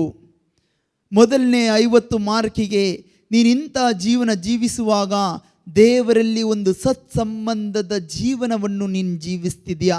ಇನ್ನು ಉಳಿದಂಥ 50 ಮಾರ್ಕಿಗೆ ನೀವು ಏನು ಮಾಡಬೇಕಾಗಿದೆ ಪ್ರಿಯರೇ? ಈ ವಿಶ್ವಾಸವನ್ನು ನೀವು ಪ್ರಕಟಿಸಬೇಕು. ನೀನು ಬಾಯಿಂದ ನಿನ್ನ ಪ್ರಭು ಯೇಸು ಆಗಿದ್ದಾರೆ ಎಂದು ನಿವೇದಿಸಬೇಕು ಪ್ರಿಯರೇ. ನಿನ್ನ ಮುಖಾಂತರ ಜನರು ಈ ಸತ್ಯವನ್ನು, ಈ ನಿತ್ಯ ಜೀವದ ಸತ್ಯವನ್ನು, ರಕ್ಷಣೆಯನ್ನು ಅರಿತುಕೊಳ್ಳಬೇಕು ಪ್ರಿಯರೇ. ಇಂತಹ ಜೀವನಕ್ಕೆ ಫಲದಾಯಕ ಜೀವನ ಅಂತ ಹೇಳ್ತಾರೆ. ನೀನು ದೇವರಲ್ಲಿ ನೆಲೆಗೊಂಡಿರುವಾಗ, ಸತ್ಸಂಬಂಧದಲ್ಲಿ ಇರುವಾಗ, ನದಿಯ ಬದಿಯಲ್ಲಿರುವಂತಹ ಮರದಂತೆ ನೀನು ಹಸಿರಾಗಿ ಆರೋಗ್ಯವಾಗಿ ಪುಷ್ಟವಾಗಿರ್ತೀಯ ಪ್ರಿಯರೇ. ಇದನ್ನು ನಾವು ಕೇಳುವಾಗ ನಮಗೆ ಒಂದು ಕಾರ್ಯ ನೆನಪಿಗೆ ಬರುತ್ತೆ. ಹಸಿರಾದಂಥ ಅಂಜೂರದ ಮರದ ಹತ್ರ ಯೇಸು ಸ್ವಾಮಿ ಹೋದರು. ಆ ಅಂಜೂರದ ಮರದ ಹತ್ರ ಯೇಸು ಸ್ವಾಮಿ ಒಂದು ಕಾರ್ಯವನ್ನು ಕೇಳಿದರು ಪ್ರಿಯರೇ. ಅದು ಏನಾಗಿದೆ? ಫಲಕ್ಕಾಗಿ ಕೇಳಿದರು. ಆಗ ಅಂಜೂರದ ಮರ ಹೇಳ್ತಿದೆ ಅಂತ ಭಾವಿಸಿಕೊಳ್ಳುವ, ಸ್ವಾಮಿ ನನ್ನ ಹತ್ರ ಫಲ ಇಲ್ಲ, ಆದರೆ ನಾನು ಎಷ್ಟೋ ಒಳ್ಳೆಯ ಕಾರ್ಯಗಳನ್ನು ನಾನು ಮಾಡಿದ್ದೇನೆ. ಎಷ್ಟೋ ಜನರು ಆಯಾಸದಿಂದ ಬಳಲಿ ಬಂದಾಗ ಅವರಿಗೆ ನೆರಳನ್ನು ಕೊಟ್ಟಿದ್ದೇನೆ. ಎಷ್ಟೋ ಪ್ರಾಣಿಗಳು ನನ್ನ ನೆರಳಿನಲ್ಲಿ ವಿಶ್ರಮಿಸಿದೆ. ಹಾಗೂ ಎಷ್ಟು ಗಿಳಿಗಳು ನನ್ನ ಮೇಲೆ ಗೂಡನ್ನು ಕಟ್ಟಿಕೊಂಡು ಜೀವನವನ್ನು ರೂಪಿಸಿಕೊಂಡಿದ್ದಾರೆ. ಇಂಥ ವಿಷಯಗಳನ್ನು ಆ ಅಂಜೂರದ ಮರ ಹೇಳಿರ್ಬೋದು ಅಂತ ಭಾವಿಸಿಕೊಳ್ಳುವ. ಆದರೆ ಯೇಸು ಸ್ವಾಮಿ ಪ್ರತ್ಯುತ್ತರವಾಗಿ ಏನು ಹೇಳಿದರು ಪ್ರಿಯರೇ? ಇನ್ನು ಮುಂದೆ ನಿನ್ನಿಂದ ಯಾರು ಭಕ್ಷಿಸದಿರಲಿ. ಸೃಷ್ಟಿಕರ್ತನು ತನ್ನ ಸೃಷ್ಟಿ ಹತ್ರ ಬಂದು ಒಂದನ್ನು ಅಪೇಕ್ಷಿಸುತ್ತಿದ್ದಾರೆ. ಅದನ್ನು ಆ ಸೃಷ್ಟಿ ಕೊಡೋಕ್ಕೆ ವಿಫಲರಾದರೆ ಆ ಸೃಷ್ಟಿ ಇನ್ನು ಮುಂದೆ ನೆಲೆಗೊಳ್ಳುವುದಿಲ್ಲ ಪ್ರಿಯರೇ. ಇನ್ನು ಮುಂದೆ ನಿನ್ನಿಂದ ಯಾರು ಭಕ್ಷಿಸದಿರಲಿ ಎನ್ನುವಂಥ ಒಂದೇ ನುಡಿಗೆ ಬೇರು ಸಹಿತ ಹಸಿರಾಗಿರುವಂಥ ಪುಷ್ಟವಾಗಿದ್ದಂಥ ಅಂಜೂರದ ಮರ ಬೇರು ಸಹಿತ ಬಾಡಿ ಹೋಯಿತು ಪ್ರಿಯರೇ. ಇದೇ ರೀತಿಯಲ್ಲಿ ಫಲವನ್ನು ನಮ್ಮನ್ನು ಸೃಷ್ಟಿಸಿ ರಕ್ಷಿಸಿ ರೂಪಿಸಿ ನಡೆಸಿದಂಥ ದೇವರು ಕೇಳುವಾಗ ನಮ್ಮಿಂದ ಕೊಡಲು ವಿಫಲರಾದರೆ ನಾವು ಅದರಂತೆ ಬಾಡಿ ಹೋಗ್ತೇವೆ ಪ್ರಿಯರೇ. ಆದರೆ ಅದಕ್ಕೆ ಈ ಪ್ರಭು ಅಂತ ನಿವೇದಿಸಬೇಕು. ಯೇಸು ಸ್ವಾಮಿಗೆ ನಾವು ಸಾಕ್ಷಿಯಾಗಿರಬೇಕು. ನಮ್ಮ ಪ್ರಭು ಯೇಸು ಆಗಿದ್ದಾರೆ ಅಂತ ಹೇಳಬೇಕು ಅಂತಂದರೆ ಇದರ ಅರ್ಥ ನಮಗೆ ಗೊತ್ತಾಗಬೇಕು ಪ್ರಿಯರೇ. ಪ್ರಭು ಎನ್ನುವಂತಹ ಮಾತು ಆಂಗ್ಲ ಭಾಷೆಯಲ್ಲಿ ಲಾರ್ಡ್ ಅಂತ ಕರೆಯುತ್ತಾರೆ. ಇನ್ನೂ ಸರಳವಾಗಿ ಇದಕ್ಕೆ ಮಾಸ್ಟರ್ ಅಂತ ಕರೆಯಬಹುದು. ಇದನ್ನು ಅರ್ಥೈಸಿಕೊಳ್ಳಬೇಕಾದರೆ ಈ ಒಂದು ಉದಾಹರಣೆ ನಿಮಗೆ ಸುಲಭವಾಗುತ್ತೆ ಪ್ರಿಯರೇ. ಒಂದು ಯಜಮಾನ ಇದ್ದಾನೆ, ಅವನಿಗೊಂದು ನಾಯಿ ಇದೆ.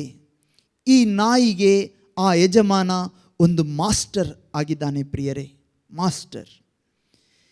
ಆ ನಾಯಿಯನ್ನು ಯಜಮಾನ ಕರೀತಾನೆ, ಜಿಮ್ಮಿ ಬಾ.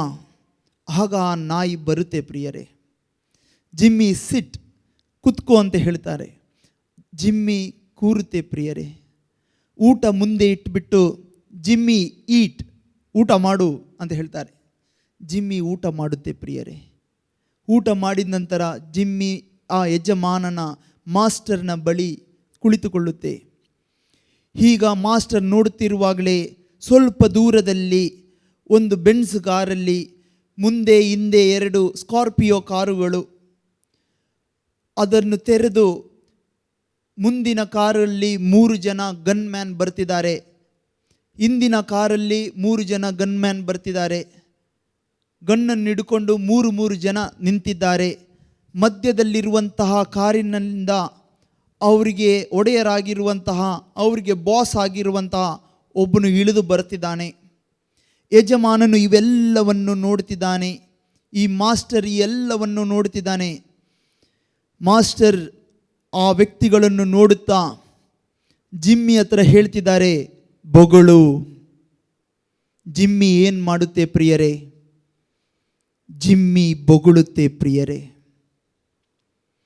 ಇವಾಗ ಜಿಮ್ಮಿ ಹತ್ರ ಮತ್ತೊಮ್ಮೆ ಆ ಮಾಸ್ಟರ್ ಮಾತನಾಡುತ್ತಿದ್ದಾರೆ. ಬೈಟ್, ಕಚ್ಚು ಅಂತ ಹೇಳ್ತಿದ್ದಾರೆ.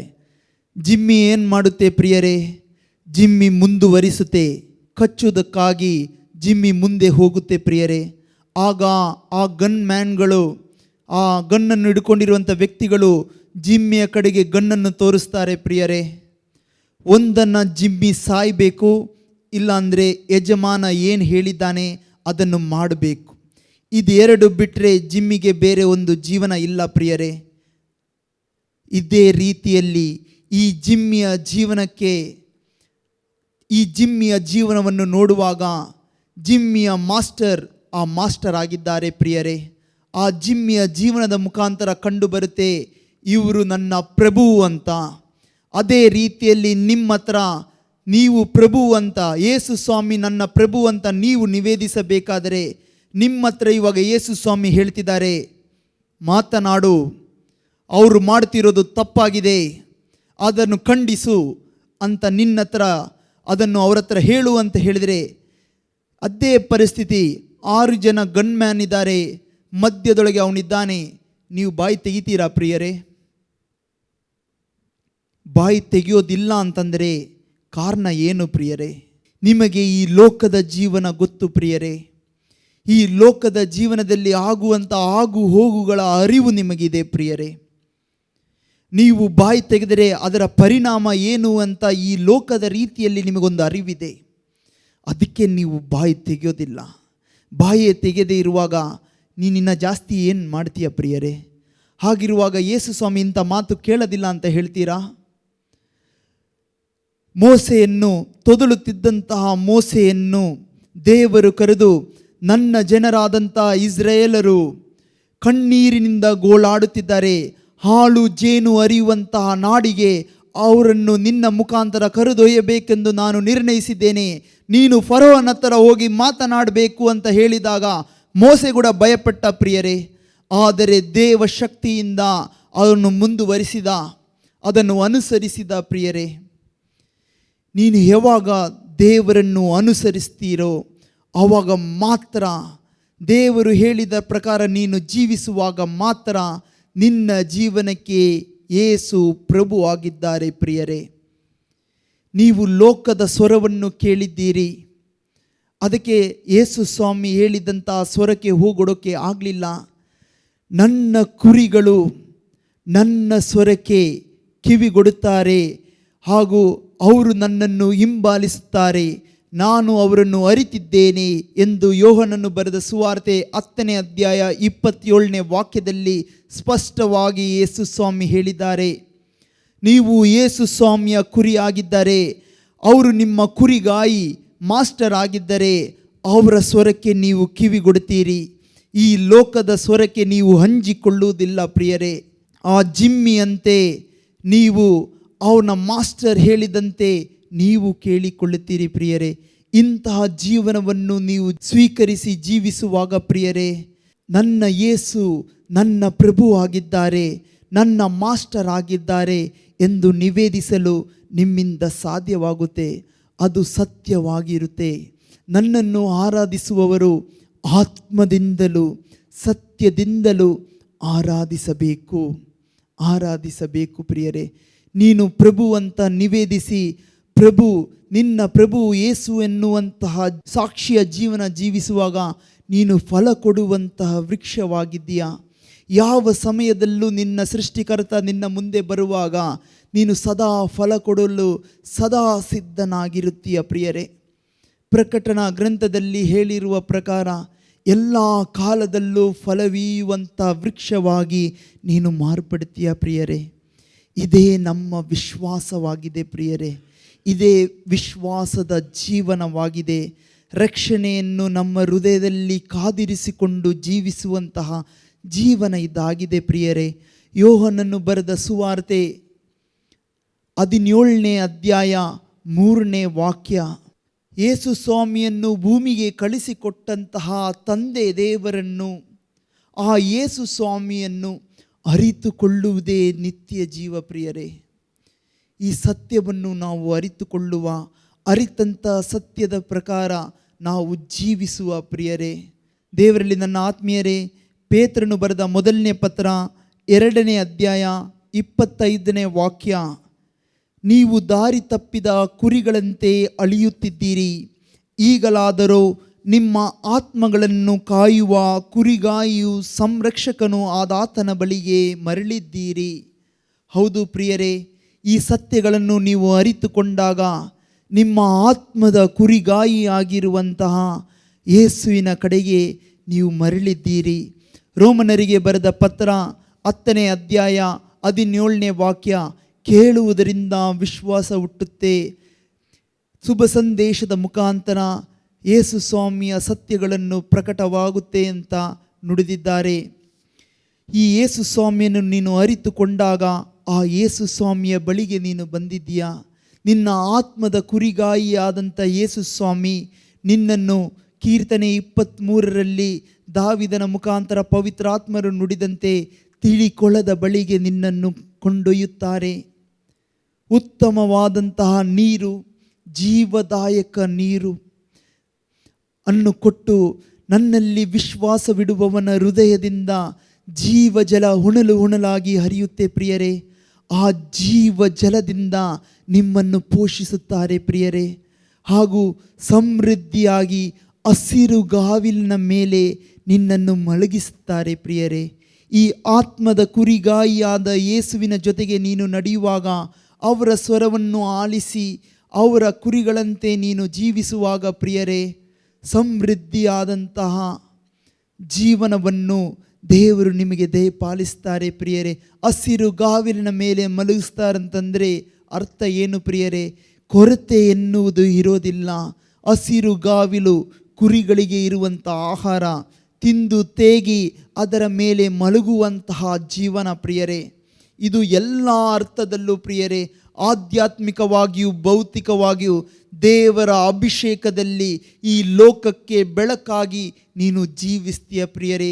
ನಾನೀ ಜಗಜ್ಯೋತಿ, ನನ್ನನ್ನು ಹಿಂಬಾಲಿಸುವವನು ಕತ್ತಲಲ್ಲಿ ನಡೆಯುವುದಿಲ್ಲ, ಜೀವದಾಯಕ ಜ್ಯೋತಿ ಅವನಲ್ಲಿರುತ್ತದೆ. ಈ ಒಂದು ರಕ್ಷಣೆಯ ಜೀವನವನ್ನು ಜೀವಿಸಲು ದೇವರು ನಮ್ಮನ್ನು ಬಲಪಡಿಸಲಿ ಎಂದು ಮಾತೆ ಮರಿಯಮ್ಮನವರು ತಮ್ಮ ಜೀವನದಲ್ಲಿ ದೇವರು ಮಾಡಿದ ಸಕಲ ಉಪಕಾರಗಳನ್ನು ಹೇಗೆ ಸ್ವೀಕರಿಸಿದರೋ ಅದೇ ರೀತಿಯಲ್ಲಿ ಈ ಸತ್ಯಗಳನ್ನು ನಾವು ಸ್ವೀಕರಿಸುವಂತೆ ನನ್ನ ಮನ ಮಾಡುತ್ತಿದೆ ಸರ್ವೇಶ್ವರನ ಸ್ತುತಿ, ಉಲ್ಲಾಸಿಸುತ್ತಿದೆ ಮುಕ್ತಿದಾತ ದೇವನಲ್ಲಿ. ನಿಜಕ್ಕೂ ಈ ಮಾತುಗಳು ನಮ್ಮ ಆತ್ಮ ಮನಸ್ಸು ಹೃದಯಗಳಿಂದ ಬರುವಂತೆ ದೇವರ ಕರುಣೆಗಾಗಿ, ಪ್ರೀತಿಗಾಗಿ, ಕೃಪೆಗಾಗಿ ನಾವು ಮಾತೆ ಮರಿಯಮ್ಮನವರ ಮುಖಾಂತರ ಬೇಡಿ ಪ್ರಾರ್ಥಿಸುವ. ನಮೋ ಮರಿಯ, ಪ್ರಸಾದ ಪೂರ್ಣೆ, ಪ್ರಭು ನಿಮ್ಮೊಡನೆ ಇದ್ದಾರೆ, ಸ್ತ್ರೀಯರಲ್ಲಿ ನೀವು ಧನ್ಯರು ಮತ್ತು ನಿಮ್ಮ ಉದರದ ಫಲವಾದ ಯೇಸು ಧನ್ಯರು. ಪರಿಶುದ್ಧ ಮರಿಯ ದೇವಮಾತೆ, ಪಾಪಿಗಳಾಗಿರುವ ನಮಗಾಗಿ ಈಗಲೂ ನಮ್ಮ ಮರಣದ ಸಮಯದಲ್ಲಿಯೂ ಪ್ರಾರ್ಥಿಸಿರಿ. ಆಮೇನ್. ರೋಗಿಗೆ ಸೌಖ್ಯವ ಕೊಡಲು But dear friends, ಬಂದಿತರಿಗೆ ಬಿಡುಗಡೆ. we have a beautiful retreat in Canada. Bishops and preachers from different parts of the country are coming for this special retreat. In the name of the Father, and of the Son, and of the Holy Spirit. What is God doing in our hearts?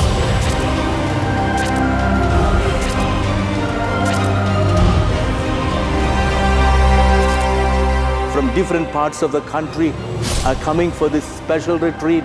All of you are most cordially welcome for a spiritual experience and renewal of your family life, so that peace and joy may remain in your family. Welcome, dear friends.